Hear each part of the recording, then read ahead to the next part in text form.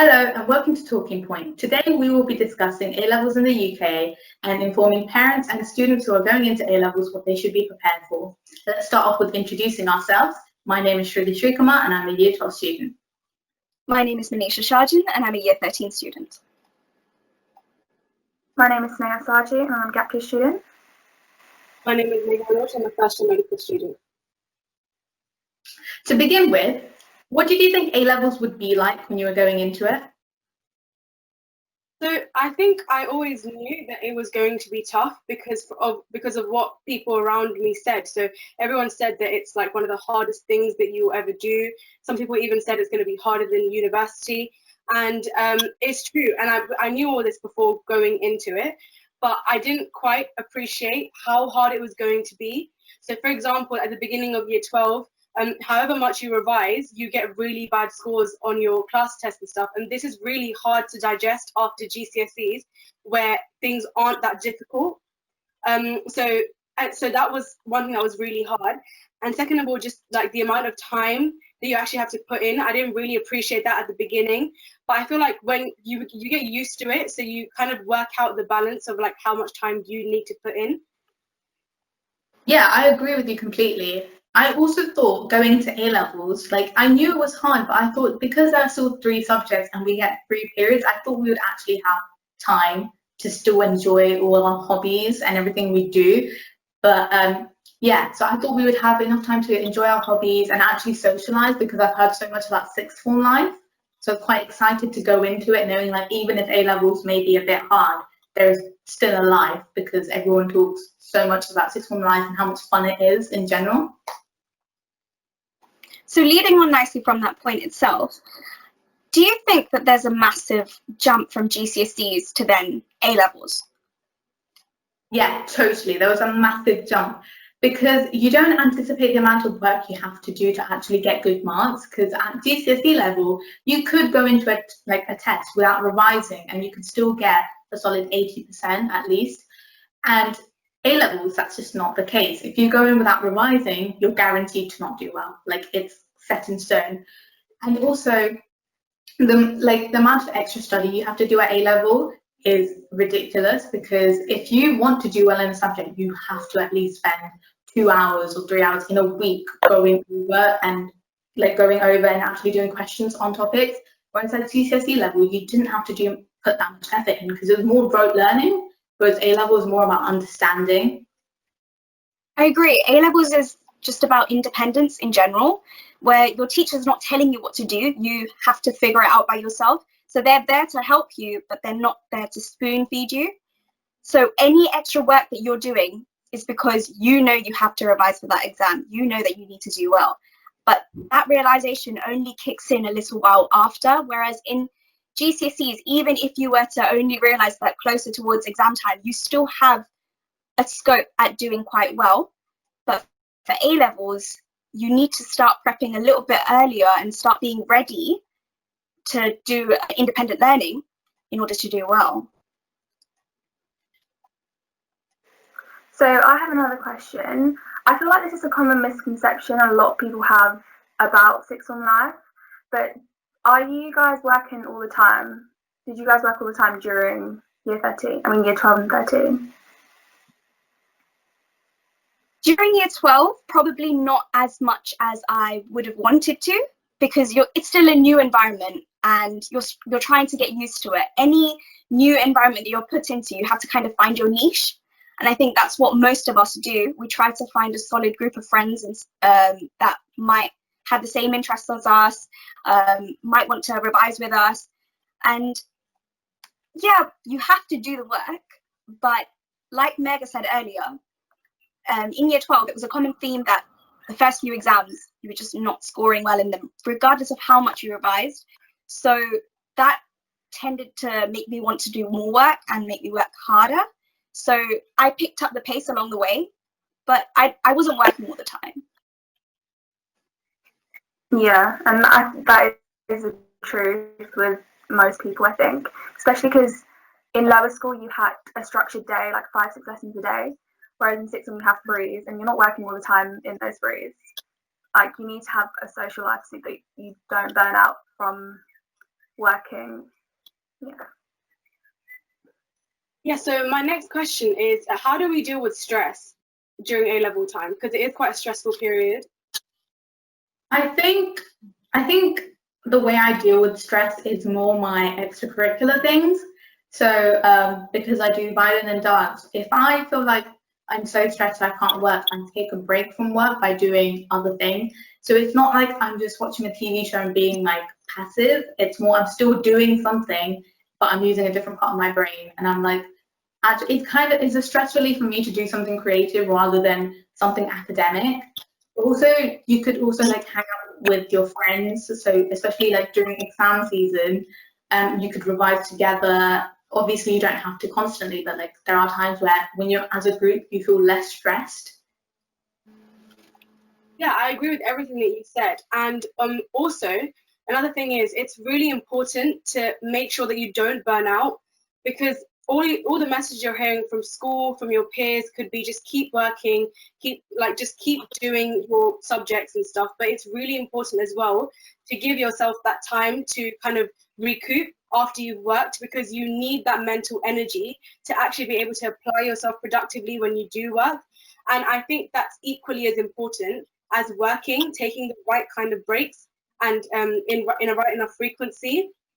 And also, I think it's really important to like have someone to talk to, especially during exam season, which is kind of the peak of stress. And that is a very stressful period. It's really important to have someone to talk to and to let them know how you're feeling, so they can kind of talk you through it and make it a bit easier for you to digest. I think that's really important. So from where the stress kind of stems from, as well as revising for each of your subjects, there are a lot of other things you have to do in year 13. For example, applying to university, UCAS, maybe you've got interviews. So how did you find managing all of that? Yes, so the beginning of year 13, so that kind of period was a really difficult time in terms of time management, because so for example, if your course has interviews, you have to kind of prioritize your interview preparation rather than your work, because that's kind of the more imminent thing that's coming up. Your exams are a bit further away, so you have more time to do that. So balancing that can be really difficult, because you kind of feel guilty that you're not working, but it's also very important that you prep for your interviews. And only that, like writing your personal statement, or even preparing for entrance exams, that can be really difficult. So I think the best thing to do is kind of make yourself like a timetable-ish, just so you can be like, so from this time to this time I'm doing this UCAS stuff, and then after this point I'll work, because that helps you structure your time a bit better and makes you feel less bad for not doing work, if that makes sense. Yeah. So what are some things that you think you shouldn't do when you're writing a personal statement? So my advice for writing a personal statement is to definitely keep it real and just to keep it simple. I think loads of people try and overdo it and try and add loads of, work experience and things that they've done. So keeping it real and kind of telling the people that read your personal statement what you've learned from each experience is what is going to make you more kind of attractive. Yeah, that would be my main kind of advice, just to keep it simple. I would say also to get other people to read it. It's important that someone else is giving you their opinion on your work, because everyone has a different way of perspective. Everyone has a different perspective, and so the more the people read it, the more opinions you're going to get on the work, and you can clear it out all throughout the way. Also, probably making drafts more than you think is quite helpful. I probably drafted my personal statement more than I can remember at the moment. So adding it on and having a little check-off sheet, so that you think of things that you want to include in there, and once they've been included, ticking it off so you know that you're meeting your own criteria. Reading up on a lot of things that talk about the perfect style for a personal statement. And also the last thing I would say is, whatever skill you're mentioning, link it back to your course.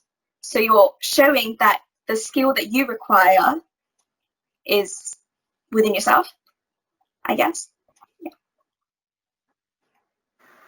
Yeah, so what do you think were the hardest parts of the university application process? Because it's quite a long process, so. So the hardest moment for me from my A-level experience was probably managing both studying for my A-levels and then doing my interviews, you know, sending off my personal statement, sending off my UCAS. And then after that was probably waiting to hear back from them, because at the time I used that as like my motivation.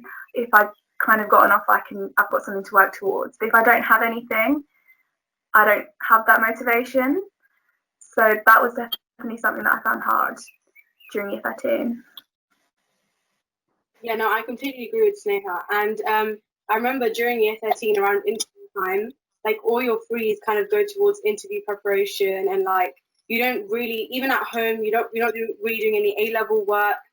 All your thought process is basically just about the application process and not your work. And this is like, you can kind of fall behind on work at this time. And I know I did fall behind on work at this time. And it can be hard to like catch it back up again, because obviously as year 13 goes on, the content gets harder. So it's a lot to catch up on. And like Sneha said, waiting for offers and stuff, it's really hard, because you kind of, and especially after a whole year 12, and it's just getting difficult, and you kind of want to see a light at the end of the tunnel, and getting an offer is like that. You can use it as your motivation. So waiting is hard as well. Do you guys think that we have to start prepping for A-levels quite early? Personally, I don't think you necessarily have to, but people who took double award and who are taking a science at A-levels, you definitely have to go over the content that you haven't learned from, because you didn't take triple science, which means there's quite a gap in your knowledge and you need that knowledge for A-levels. So those people would definitely have to have a look at the things they missed out when they were learning it. But also, I think year 11s should enjoy their GCSE summer, because that might be the last break you get for the next 2 years. So I would say enjoy your GCSE summer, but also keep in mind you have A-levels. So again, double award people will have a look at the triple science content. And if you want to be ahead of the game, then certainly go ahead, have a look at what's happening in A-levels. But I would just say enjoy your summer. Anyway, I think we should go into more depth about our A-level subjects and give tips for certain subjects we're doing. So I'm doing chemistry, maths, further maths, and economics, and I'm also doing an EPQ. So for chemistry, I would say that GCSE to A-level, there's a massive difference. A lot of concepts you learn are very different when you relearn them at A-levels, let's say. It changes, and you need to be more open-minded when you go into chemistry A-level. Please don't think that's going to be the same as GCSE, because it definitely isn't. Maths, obviously, if you're not aware, maths gets split up into pure mechanics and statistics. I would say that normal maths is fine. It does get harder. If you think you're good at maths at GCSE level, it becomes a challenge for you at A-level. It definitely does. And people who do physics will find mechanics a lot easier than people who don't. Personally, that's how I've experienced it. And if you have the option of further maths, do take it if you like maths. Don't take it because you don't want to and you have to for a certain subject. Take it if you enjoy it, and I'm warning you now, it gets even harder than A-level maths, and you have to work at a faster pace than everyone else, just because you have that much more content to cover. And for economics, it's very relevant. So one thing I'd say for economics is keep an eye on the news, because everything you see in the news relates to economics most of the time, because you're looking at how the economy is changing, and obviously oil prices falling and raising, and disputes like wars, they all affect an economy, and they're good for case studies. And one thing for economics is you need to know your case studies, and it's not set, it's things you know. So that means you do need to find your own case studies. And if you don't, you're not going to get a good grade. That's what we say. And EPQ. EPQ, if you don't know, is an extended project qualification, and it's where you do a mini dissertation kind of on a subject of your choice. But you can also do an artifact. So I'm talking from experience of doing an artifact, and I decided to do a dance piece. And even if people say artifacts can be easier, it's not. You have to do a lot of research, a lot of organization. But in general, EPQs help with showing that you have the skills that you need for university. You know how to write a dissertation, and it also shows you that you can manage your time, because EPQ is more extra. It's not something you do in lesson time. You have to do it in your own time. So, yeah. I did chemistry, biology, psychology, and an EPQ. So I found chemistry the most challenging, and that was purely because I'm someone who likes to work with words more than numbers, and there's quite a mathematical side to chemistry. So in year 12, chemistry is primarily mathematical, but when you get into year 13, there's a lot of content. One thing I would say is make sure you're thorough with your content. You have to know your content like the back of your hand to answer the questions. So if you are struggling, make sure you ask questions and get that content, because that's your foundation. For biology, I think exam questions, that's the biggest tip that I can give you. Just keep doing exam questions.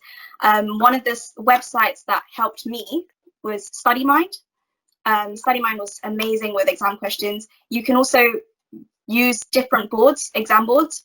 I would suggest using as many exam boards as you can, so you're just used to answering in different styles and used to seeing different types of questions. And the last tip I'd give for psychology would be do as many 16 markers as possible. And yes, it's long, it's tiring, but it's worth it in the end. And just keep on top of your game. With EPQ, I would say do not push it to the last minute. Make sure you're working through with it from the start. Keep up with your deadlines. Don't let it fall back. No matter how important everything else is, you have to keep it on task, because that's the life of an A-level student. You have to be able to manage everything. And so don't fall behind on anything, but you can do it. You can do this whole process. It's been done before. You can do it too. So I did similar subjects again. I did maths, biology, and chemistry. My advice on maths probably be just do questions. Just keep doing questions. You'll get the hang of it. And maths isn't something that it isn't like biology and chemistry. You can't just learn it. You kind of learn it through doing questions. So that would be my advice on maths. For chemistry and biology, understand the concepts before doing anything else, because once you understand the concept, you can apply that to any question that comes your way. Chemistry, there's a lot of mechanisms that keep popping up throughout the years. Actually, when you do exam questions, you can see that there are similar patterns across the years. And sometimes the same question comes up, so just do all the past papers, and then once you're done with your exam board, do the other exam boards, because like Manisha said, you can get coverage on different styles of questions, and yeah, by the end, hopefully, you can pull through. Yes, I did similar subjects again. I did chemistry, biology, maths, and economics, and EPQ. And so chemistry, I'd say one of the biggest things is know your formulae inside out, because on the exam papers, there are some marks that are just given if you know how to do the calculations, and knowing the formulae off by heart is really important in being able to do these really quickly in the exams, because it's really time pressured. So saving time by just having them on the tip of your tongue is really important. And also, like Sneha said, mechanisms is, again, it's marks you can pick up quite easily if you know your stuff, and just kind of draw them out again and again, repetition, and then it will sink into your head. Like it's just, you just have to learn it off by heart. with organic chemistry, I'd say the most important thing to do is just do questions. Just keep doing questions, familiarize yourself with the molecules that they could give you, and that will help you kind of recognize patterns in the exam, which will save you a lot of time again. And generally just keep doing exam questions, because that's going to help you with that way of thinking, like an exam style of thinking. With biology, I'd say, again, make sure you know the content inside out, because there's an amazing amount of content in biology A-level that you just need to know. And looking at mark schemes is really important, because the wording of your answer can literally be the difference between if you get the mark or not. You can say the same thing in a roundabout way, but having those specific words is going to get you the mark, not just the general concept. So it's really important to look at mark schemes, and also kind of practice doing the long 6 markers, and just get yourself familiarized with it again. For economics, I'd say the biggest thing to do is to plan essays, because writing essays out a lot of times can be tiring and time consuming, but planning is basically the same thing, just without as much time spent on it, and it will help you go over your concepts. And like Shruti said, keep up to date with like current news and stuff, so you can put this into your exam answers, because this will really impress the examiner. And for maths, like Sneha said, just keep practicing.